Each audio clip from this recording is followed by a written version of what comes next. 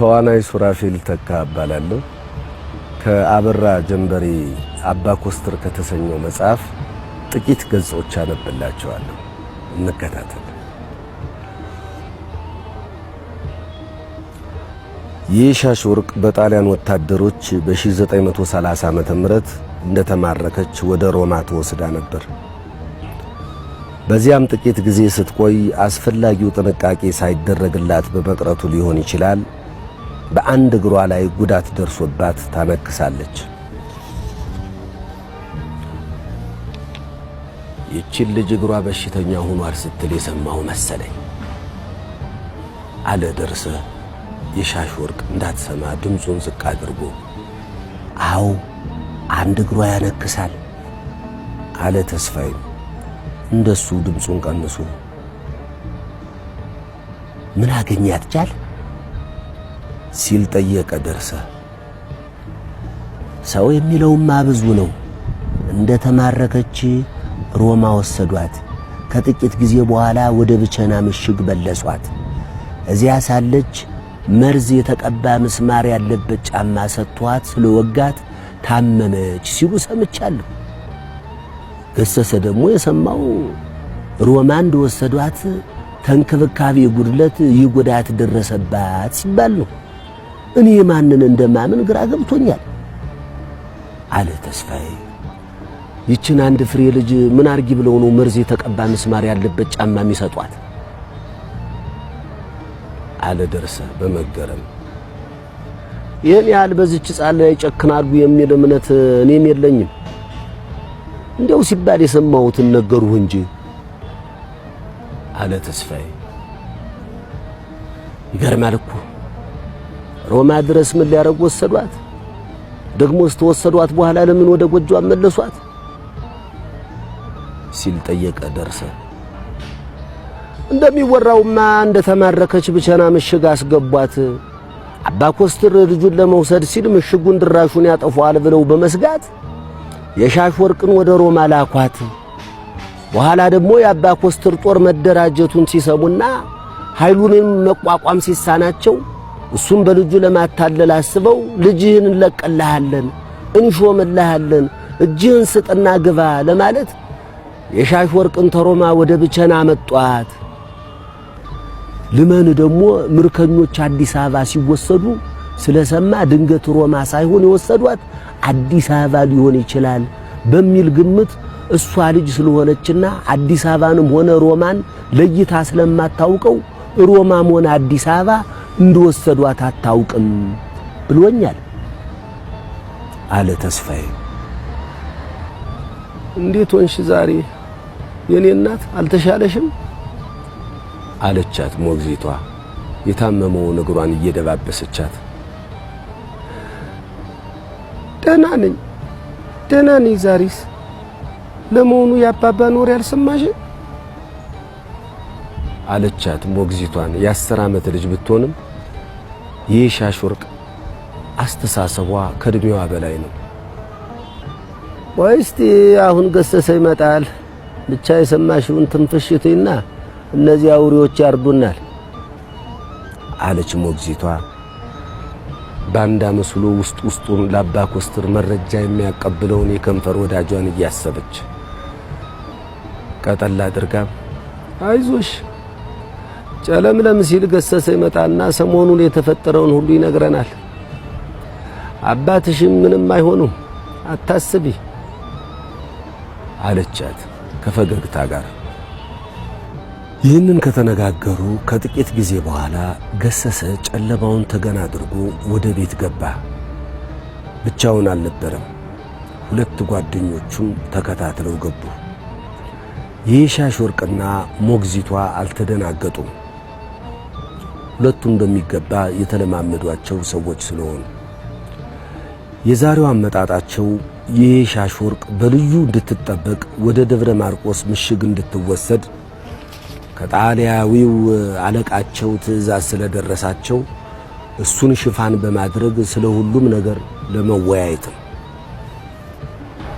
አንተዬ ምን ሆኖ ነው ያስወላቶ በቀደም መጥቶ በልጅቱ ላይ እንዲያጮህባት አለች ሞግዚቷ ዝግ ባለ ድምጽ አባቷ ሲያባረረው ጊዜ ቁጭቱን በሷ ላይ ሊወጣ ነዋ።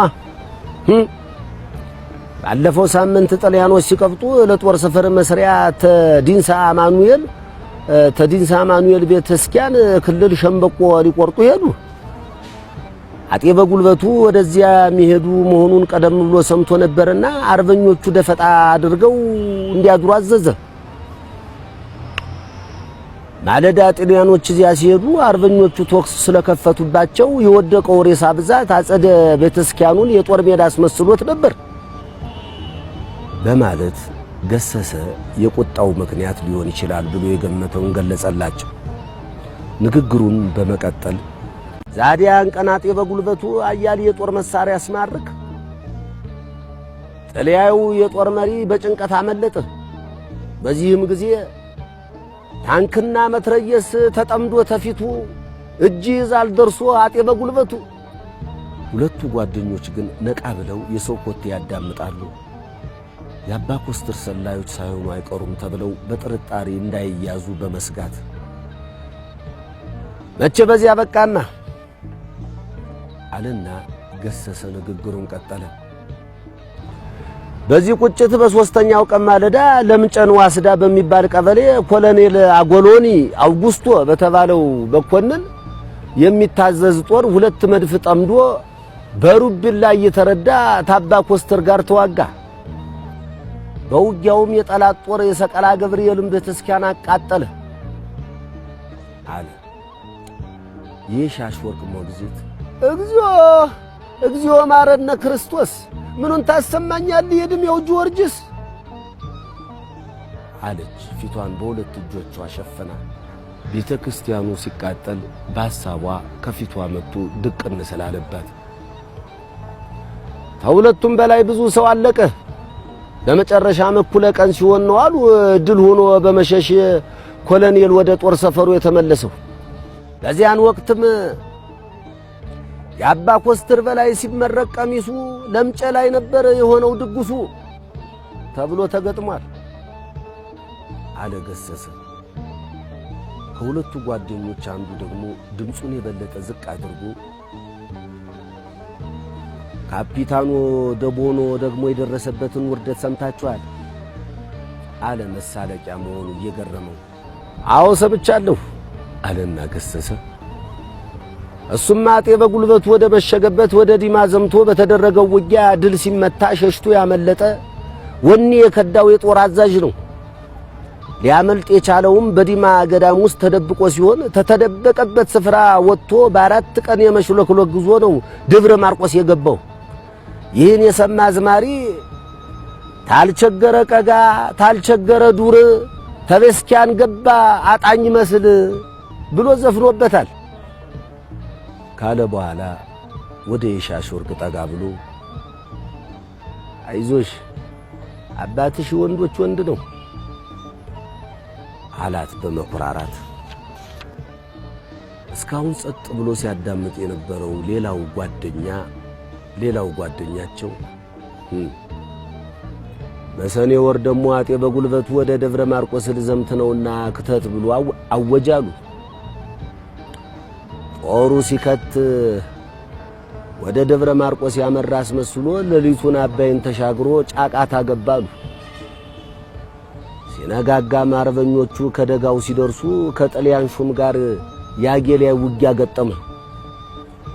ባንዳው ሲሸነፍ ሸሽቶ አመለጠ አለ። ሁሉም አሰፍስፈው እንደሚጠብቁት ከተመለከተ በኋላ ደግሞ ከተማውን ተያዙ በኋላ አርበኞቹ ሽቅብ ወጥተው ወግዴ ላይ በሚገኘው የጠላት ምሽግ ላይ አደጋ ጥለው ያልተተኮሰባቸው አዳዲስ አልቤንና ምንሽር ጠመንጃዎች ወሰዱ። ሽፈራው ነው አሉ 5 ምንሽር ያገኘውና የደስደስ አንዱን ሰማይ የተኮሰ ተምሽጉ ይወጣው።